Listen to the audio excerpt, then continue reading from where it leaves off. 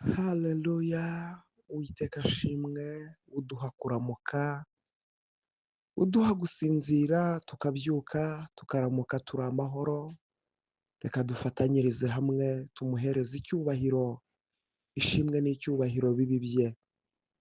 Iyi ni itariki ya kabiri, ukwezi ni ukwa munani, umwaka wo ni 2025, ni ya saha yo kubohoka, uyu munsi nawe ubohoke hamwe na Profete Emma Ndikumana. Ndakwifuriza umugisha w'Imana, ndakwifuriza kwaguka, ndakwifuriza gutera imbere, ndakwifuriza gukomera. Uyu munsi Uwiteka aguhagurutse, Uwiteka akuremera ishimwe, turi mu kwezi kwa munani, ukwezi ko gusarura, ukwezi ko kurya ibyacu, bimwe wabibye, iki ni cyo gihe cyo kubisarura. Amasengesho wasenze, iki ni cyo gihe cyo kwakira igitangaza cyawe. Ukwezi kwa munani ni ukwezi mu banyarwanda akenshi ni ukwezi baba barimo baganura, basangira ibyabo, bakaganura, bakaganuzanya ndetse bagafashanya muri byose. Ibyo bafashanya ni iki? Ni ibyo baba barahinze, bakaba barejeje, bakaba barimo basangira. Nawe hari amasengesho wasenze, hari imbuto wabibye, hari ukwitanga witanze, ibyo byose wakoze ukabikorera Imana, Imana y'amahoro. Uyu munsi, uku kwezi, iyi tariki, Imana y'amahoro ibohora ubuzima bwawe, yibuke amasengesho yawe, yibuke amaturo watanze, yibuke kwitanga kwawe, yibuke imfubyi wafashije. Uwiteka akwibuke muri byose, akuremera ubuhamya, akuremera ubuzima.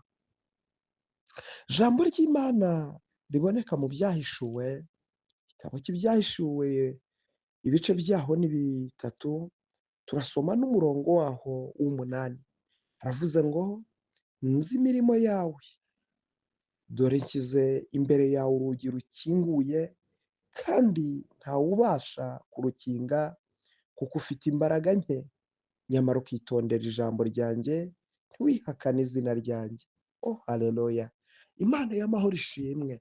Ijambo ry'Imana riravuze ngo, dore nshyize urugi rukinguye. Imana y'amahoro ishimwe. Ku kwezi kwa munani, Imana igushyirira urugi imbere yawe, igukingurira urugi, igukingurira urugi rw'umugisha. Umaze igihe ukomanga hakabura ukingura, umaze igihe inyuma y'urugi rukinze, ibyawe byose bimaze igihe bifungiraniye ahantu. Ariko nonaha Imana iravuze ngo, dore nshyize urugi rukinguye imbere yawe. Hari urugi rukinguye Imana ishyize imbere yawe, hari urugi rw'umugisha, hari urugi rwo kwakira akazi, hari urugi rwo gukira ubwo burwayi umaranye igihe, hari urugi Imana ishyize imbere rwo kubohoka. Imana ishyize urugi imbere yawe. Reka nkubwire iki kintu, Imana iyo ikinguye ntawabasha gukinga. Imana ni igukingurira imiryango, Imana ni igufungurire, igucira inzira. Uku kwezi kwa munani kuba ukwezi ko gufungurirwa imiryango, kuba ukwezi ko gushyirwa urugi rukinguye imbere yawe, ku kwezi kwa munani kuba ukwezi ko kwakira, kuba ukwezi k'ubutsinzi, kuba ukwezi kw'impinduka, kuba ukwezi kw'amashimwe mu izina rya Yesu. Uku kwezi Imana irarema ikintu gishya ku buzima bwawe. Hari ubuzima umazemo igihe upfundikanya, ubona bikugora, ubona bikuyobera. Impamvu ni uko wari uri inyuma y'urugi rukinze. Ariko nonaha Imana iravuze ngo, nshyize urugi rukinguye. Haleluya! Imana ishyize urugi rukinguye imbere yawe. Kubera iki? Kuko witondeye ijambo ry'Imana, kuko wakunze gukiranuka, nicyo gitumye Imana igukiza, nicyo gitumye Imana ikurengera, nicyo gitumye Imana ikurwanirira, kuko wakunze gukiranuka ukanga ubugome bw'iyi si. Bitumye Imana ikurengera, bitumye Imana ikurwanirira, bitumye Imana igucira inzira. Umva nkubwire, humura, Yesu akubambiye amahema. Ndagira ngo mpanurire ubuzima bwawe. Uku kwezi kwa munani ni ukwezi ugiye kwakira umugisha mu biganza byawe. Umaranye igihe umudayimoni w'inyatsi yarakuboshye, buri mafaranga yose ubonye akaguca mu myanya y'intoki, ukajya gusaba akazi abandi bakakabona, wowe ukakabura.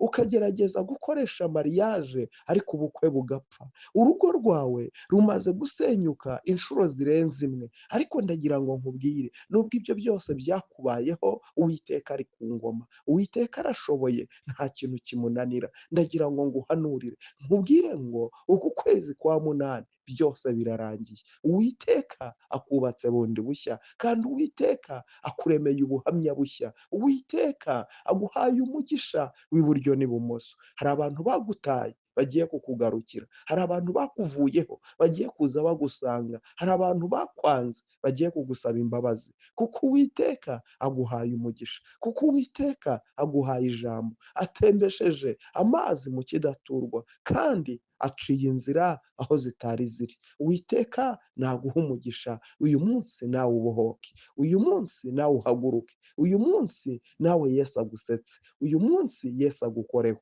Imana y'amahoro iguha umugisha, reka ngusengere. Data mu izina rya Yesu Kristo, Imana y'amahoro, Imana y'imbaraga, uri Imana y'ubutware n'ubushobozi, hirya yawe nta yindi mana. Uravuze ngo dore ushyize urugi rukinguye imbere y'abantu bawe.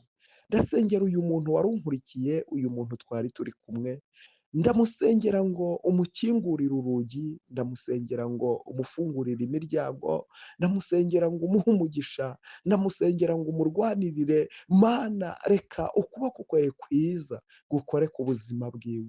Hari unkurikiye yari arwaye, nyaguhora ku ngoma, Imana ni umukize. Hari unkurikiye yari aboshye, ndakwinginga umubohore. Hari unkurikiye hari ibiziriko byari biziritse ubuzima bwe, ndakwinginga ngo ibyo biziriko bicagagurike mu izina rya Yesu. Hari abarwaye uburwayi butandukanye, uyu muntu urwaye uburwayi ni umukize mu izina rya Yesu. Ndirukana imbaraga z'abazimu n'abadayimoni, umwuka w'uburwayi ndawirukana, umwuka wo kunanirwa ndawirukana, umwuka ubaca intege ndawirukana mu izina rya Yesu. Mana Nyiringabo, fungura irembo ry'umugisha. Unkurikiye ari umushomeri, uku kwezi yakira akazi mu izina rya Yesu. Unkurikiranye adakoresha ubukwe, uku kwezi Mwami mutunguza igitangaza cyawe, umuremere ubukwe, umuzanire fiyanse, ubahe kuhuza kandi ubahe kubana. Hari unkurikiye yarabuze ubushobozi bwo gukoresha ubu bukwe, reka umutere inkunga Mwami, ni wowe ugira amafaranga, kuko ibiri mu isi byose n'ibiyuzuye byose ni ibyawe wowe Uwiteka. Haleluya. Reka uyu muntu umuhe amafaranga kandi umukingurire imiryango. Mana ndasenze, reka amaraso yawe aboneke ku muntu utari wakizwa. Mana umuhe agakiza, umuntu waguye umubyutse, wasubiye inyuma umuhagurutse, kuko uri Imana ishobora byose. Reka wururukire gukora ibikomeye, reka wururukire kubamba amahema, kandi wururukire guca inzira, kandi wururukire guhindura ibyanze guhinduka. Kora ibikomeye Jehova, kora ibikomeye Kristo. Ndagushima ko uyu munsi ubambye amahema ku buzima bw'abantu bawe. Reka ugumye ubiyereke kandi ugumye ubigaragarize, maze izina ryawe rirusheho guhabwa icyubahiro. Urakoze, ni mu izina ryawe ryera Yesu Kristo, amen. Imana iguhe umugisha, Imana ikurebe neza, Imana ikomeze kukwagurira imbago. Uyu munsi nawe Yesu aguhagurutse. Reba niba utari wakora subscribe kuri iyi channel ya YouTube, ukoreho subscribe, kandi nabwo niba unkurikiye uri kuri TikTok, naho urebe niba utari waflowinga Prophet Emma, umuflowinge, ubundi dukomeze guhabwa umugisha turi hamwe. Kandi sharinga iri teraniro, iri sengesho, ryoherereze inshuti yawe, ryoherereze mwene so, ryoherereze umuvandimwe wawe, rimwoherereze nawe uyu munsi abohoke, nawe uyu munsi ahaguruke, nawe uyu munsi Imana imubyutse, Imana imuteze intambwe. Reka nkubwire ngo uyu munsi Uwiteka kwishimire, uhahe uronke, ibyo uri bugerageze gukora byose uyu munsi Uwiteka bishyiremo umugisha, kandi Uwiteka byagure, kandi Uwiteka bikomeze, kandi Uwiteka agukorera ibikomeye. Ngaho nuhabwa umugisha, Imana ikomeze kukwishimira. Shalom, shalom. Gubwa neza, ineza y'Imana komeze kukomaho, umugisha w'Imana komeze kukubonekaho. Reka nkubwire, wowe icyo usabwa izere gusa, wizere gusa, nzi neza ko Uwiteka Nyiringabo uri muri njye ni intwari kandi arakiza. Rero izere, ndi hano kugira ngo usengere, nawe icyo usabwa ni ukwizera, Imana nayo igakora. Rero Imana ibahe umugisha, ugubwe neza, umunsi mwiza, Yesu akwishimire. Shalom, shalom.